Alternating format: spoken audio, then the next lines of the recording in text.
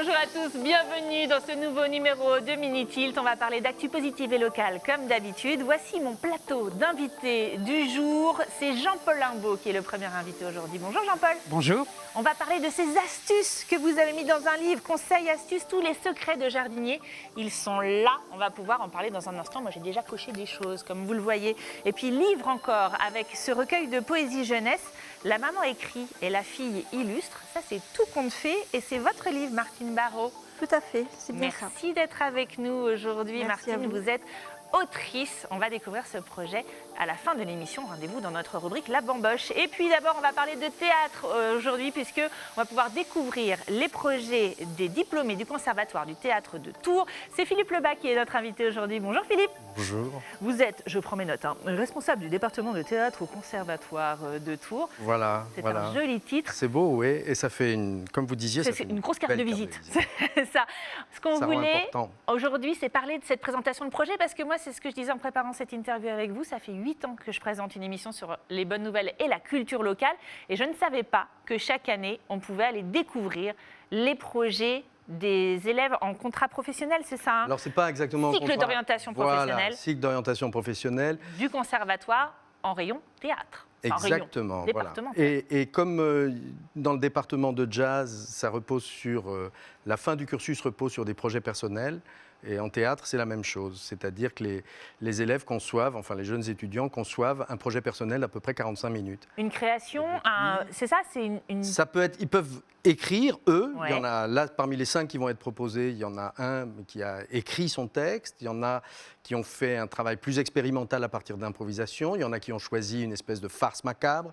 Il y a un drame. Et puis, c'est sujet libre un peu, c'est ça? C'est montrez-nous ce que vous avez dans le ventre. Comme ces projets personnels, c'est eux qui décident vraiment de ce qu'ils vont faire. Alors on les prépare un peu en amont en faisant des parcours qui sont dirigés. Et puis là, leurs projets personnels, ils le font seuls. C'est ça. Mais alors là, il y a 5 projets qui sont présentés. 5 projets et c'est l'occasion on peut y assister. De se confronter au public, absolument. Et oui, et là, on est content que ça rouvre. Parce que là, regardez, on voit quelques... Alors, on vous a pris les affiches de ces 5 projets pour vous plonger un peu dans cet univers, parce que même l'affiche, elle dit quelque chose du projet. Bien sûr, on n'a pas le temps aujourd'hui de parler des 5 projets, il va falloir aller les découvrir. Ça a commencé dès hier, on peut encore y assister ce soir et demain. Qui sont les élèves? Parce qu'on a dit un cycle professionnel, un cycle d'orientation professionnelle, ça veut dire que ce sont les metteurs en scène, les comédiens de demain qu'on va pouvoir découvrir?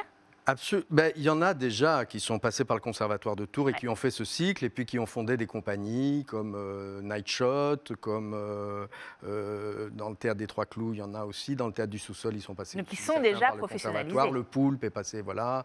La compagnie La Discrète, c'est des compagnies qui irriguent maintenant un peu le territoire. Et puis j'en oublie et je m'excuse pour celles que j'oublie. Bien sûr. Et alors ça se passe au Volapuc. Le Volapuc, c'est une des salles de théâtre. On peut découvrir notamment le Théâtre Accru, la compagnie Théâtre Accru là-bas. Ça se passe rue Laubin, donc en plein centre de Tours, quartier Blanqui-Cathédrale, par là. Là, les jauges sont limitées, bien sûr. On est toujours à 35%, il faut réserver. Donc là, voilà, il faut réserver. C'est ça. Mais c'est intéressant de se dire que dès aujourd'hui, le Conservatoire travaille en partenariat avec des salles de spectacle, parce que là, il y a le Volapuc. Oui. Et puis, il y a aussi le Théâtre Olympia. Alors, pour ceux qui n'auraient pas de place au Volapuc, le 29 juin, il y aura un spectacle qui sera présenté par les mêmes élèves, plus ceux d'Orléans qui sont dans le même cycle, et qui seront dirigés par un très grand metteur en scène qui s'appelle François Rancillac, et qui a travaillé sur le Graal Théâtre de Jacques Roubaud et Florence Delay. Et là, c'est dans la grande salle, il y a 400 places, peut-être que les jauges auront augmenté le 29 juin. Donc ceux qui ont envie de découvrir ces jeunes acteurs, les acteurs de demain, sont les bienvenus. Les jeunes talents de notre territoire. On prend note quand même de ce soir et de demain. C'est au Volapuc que ça se passe, je vous le redis, c'est 12 rue Laubin à Tours. C'est 4 € par soir. La réservation est bien sûr obligatoire au numéro qui est sur votre écran 02 47 44 02 45. Et puis sinon, date au Théâtre Olympia. Et puis allez au théâtre. Nom de Dieu, c'est ça qu'on peut dire aussi. Hein. Tout reprend, ça fait du bien. Ils doivent être complètement à fond, vos étudiants là. Les étudiants sont à fond, mais ils ont pu suivre leur cursus cette année. Mais le public, moi j'ai eu l'occasion de jouer devant du public là, il n'y a pas très longtemps, et les gens sont heureux. Ça y est, ça respire. La bouffée d'air, c'est ça. Merci beaucoup, cher Philippe, d'être venu nous en parler. On va prendre une autre bouffée d'air. Il y a la culture, bien sûr, mais il y a aussi le jardin. On va vous donner tous les conseils, toutes les astuces, aussi tous les secrets des jardiniers qui sont compilés dans le livre de notre invité Jean-Paul Limbaud, qui est donc jardinier et écrivain, bien sûr. Alors, est-ce qu'on a des jardiniers en herbe sur ce plateau déjà? Il y en a qui jardinent? Non, Martine? Non, pas du tout? Un petit peu, mais Ah. j'attends les conseils. Un petit peu, c'est ça. À qui il s'adresse, ce livre, mon cher Jean-Paul? Alors je dirais qu'il s'adresse à tous les tout le monde, jardiniers, évidemment. tous les jardiniers, et même parfois des professionnels, parce qu'il y a des professionnels parfois qui viennent chercher des petits trucs, des petites astuces pour guérir une plante ou pour soigner une plante ou éventuellement la nourrir dans le jardin. Parce qu'en fait, les 300, plus de 300 astuces et trucs qui sont dans ce livre, je dirais on peut tout faire avec ce qu'il y a dans le placard de la cuisine ou éventuellement avec les plantes du jardin. C'est ça qui est génial, c'est qu'il n'y a pas besoin d'aller chercher, faire de la chimie, aller chercher des trucs dans les rayons de jardinage avec des produits chimiques. Tout est naturel et c'est assez génial. Mais alors, moi, je vous le dis d'expérience, on a une très grande jardinière à TV Tours qui a son jardin, etc. et qui m'a dit « Tu me le donneras parce qu'il y a plein de trucs quand même que je ne savais pas. » Donc, effectivement, c'est pour tous les jardiniers. Moi, j'ai quand même noté quelques astuces. Par exemple, le jus de tomate dans la pâtée pour chien. Vous ne voyez pas le rapport avec le jardinage? C'est quoi le rapport? Tout simplement, votre chien s'est oublié et a brûlé la pelouse. Voilà, vous utilisez du jus de tomate et automatiquement tout va se guérir. Une cuillère de jus de tomate dans la pâtée du chien, ça évitera que le pipi du chien brûle notre pelouse. Absolument.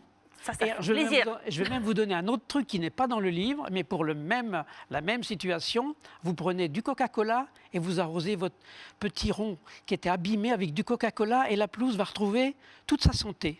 Mais alors en plus, c'est pas la première fois que je vois. Alors Coca-Cola, un cola quelconque, on va pas faire de pub. Mais j'ai vu aussi une autre astuce avec le Coca. Si jamais nos feuilles de plantes manquaient d'acidité et qu'ils jaunissaient un petit peu, on peut utiliser aussi le Coca. Absolument. Éventuellement aussi, les vieilles rondelles rouillées ou les pointes rouillées, vous enterrez ça dans votre pot et automatiquement, ça va redonner de la vigueur à votre plante. Vous savez, il y a un truc tout simple.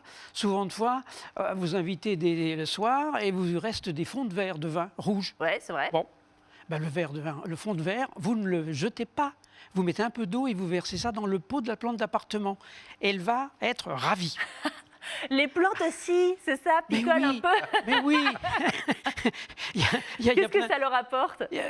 Tout simplement parce que dans le vin, il y a des tanins qui permettent de redonner de la vigueur à la plante. Alors comment on s'est aperçu de cela? Tout simplement, vous allez au restaurant, vous avez du vin, il ne vous plaît pas, il y a le pot de fleurs à côté dans le restaurant, vous versez le vin dans le pot de fleurs. et ça, c'est une remarque des restaurateurs. Ils se disaient, mais pourquoi mes plantes sont aussi belles, aussi bien? Eh bien, c'est parce que votre vin est mauvais. Vous le savez pas, cher restaurateur. C'est quoi votre astuce en or, vous, cher Jean-Paul, par exemple, le truc incroyable? Oui, je dirais que celle que je raconte toujours avec gourmandise, c'est les fourmis. Vous avez des fourmis à la maison, puis vous ne savez pas comment vous en débarrasser. C'est vrai, hein, voilà. Vous avez du riz dans le placard de la cuisine, du riz cru. Vous le pilez parce que souvent de fois le grain de riz est aussi gros que la fourmi. Donc vous pilez le grain et puis vous dispersez le riz sur le passage des fourmis. Les fourmis, comme elles adorent le riz, elles avalent le riz, ça gonfle dans l'estomac humide et on n'en parle plus. Il y a plein d'astuces dans ce livre, c'est assez génial. Mais alors, le jardin, c'est ma dernière question, et c'est assez saisonnier, évidemment. C'est le moment de faire quoi en ce moment? En ce moment, vous pouvez planter les tomates à condition de les protéger. Du froid? Vous pouvez planter les aubergines, les courgettes, à condition tous les matins de les arroser à l'eau tiède, parce que ce sont des frileuses. Et vous aurez réussi, parce que souvent de fois, on dit dans la saison, mes courgettes ont fleuri. Rien du tout. Mais tout simplement, c'est parce qu'un matin, elles ont eu froid. Le fait de les arroser à l'eau tiède va leur permettre de survivre. Bon alors là, si on ne vous a pas convaincu avec l'éventail d'astuces qu'on vient de vous donner, Jean-Paul, il est formidable ce livre. Je vais pas le donner à ma copine Magali, je vais le garder pour moi. Merci beaucoup. Il y en a plus de 300 des astuces et des secrets de jardinier à découvrir dans ce livre. C'est aux formidables éditions locales Sutton et ça coûte 12,90 €. Et tout de suite, on parle de poésie dans la bamboche, ça continue. Alors attendez, parce que nous on continue à parler, mais il reste quand même une interview à faire. On va parler de Tout conte fait, et puis c'est tout ce recueil de poésie locale qui a une particularité, c'est d'avoir été écrit par la maman et illustré par la fille. Martine Barrault, vous êtes la maman, c'est ça, hein? Tout à fait, c'est bien ça. On va découvrir ce livre ensemble. Quel en est le point de départ? Comment est-ce que vous êtes lancée dans cette aventure entre maman et fille? Alors déjà, j'aime énormément les enfants. Et puis je suis... Oui, parce que je ne l'ai pas dit, c'est recueil de poésie jeunesse, principalement, Voilà, même si la poésie s'adresse à tout le monde. Tout à fait, voilà. Et en fait, je suis une maman, mais je suis une mamie aussi. Et j'ai un petit enfant qui vit très loin de moi, et j'en ai une qui est tout proche.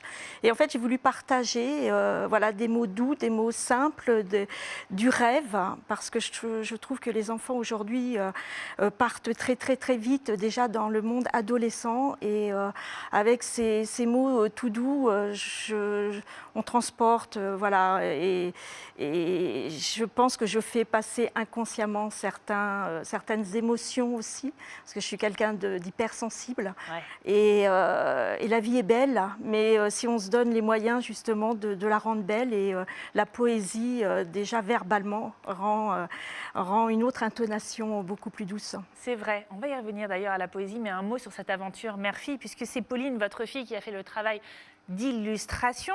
Comment est-ce que ça a fonctionné? Comment est-ce que vous lui avez passé commande? Là, on la voit, hein, Pauline, à l'écran avec vous dans cette photo.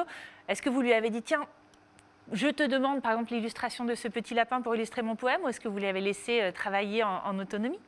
C'est-à-dire que je lui ai fait lire tout simplement les poèmes, et elle m'a rendu mes écrits avec un dessin en fait. Mes mots sont à la portée des enfants, et ces illustrations sont aussi à la portée des enfants. Ouais. Voilà. Et en fait, on a trouvé que c'était quelque chose on était en osmose vraiment sur ce projet. Et donc le petit lapin que vous avez fait apparaître il y a 2 secondes, c'est le projet suivant. Ah, c'est celui-là, c'est le coloré, voilà, il vient du projet suivant. Tout à fait.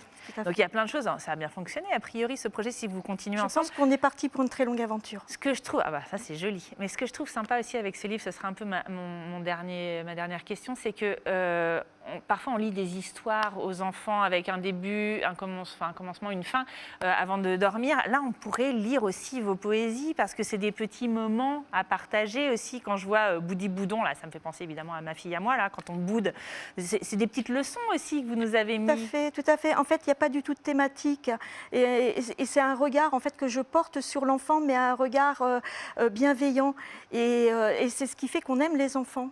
On aime les voir bouder, même si sur l'instant on se dit « Oh, tu boudes encore ». C'est ça, on a envie de les jeter par la fenêtre, mais en fait finalement on les aime. Pas à ce point-là. Mais en fait, voilà, c'est vraiment, je dirais pas une caricature, mais c'est représentatif quand même du monde enfantin. Tout à fait. Et voilà, et ça parle de tout, de la famille, de l'environnement, du jeu, des objets familiers aussi. C'est un très joli livre.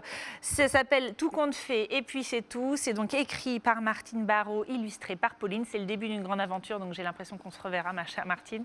Merci beaucoup d'avoir été notre invitée aujourd'hui. C'est déjà la fin de notre émission du jour. On a parlé théâtre, on a parlé jardin, on a parlé poésie. Je crois que le contrat est bien rempli. Merci à tous les 3 d'avoir été avec nous aujourd'hui en plateau. Merci. Et puis merci à vous, chers amis, de nous avoir suivis. On se retrouve dès demain avec un nouveau numéro de Mini Tilt. Salut!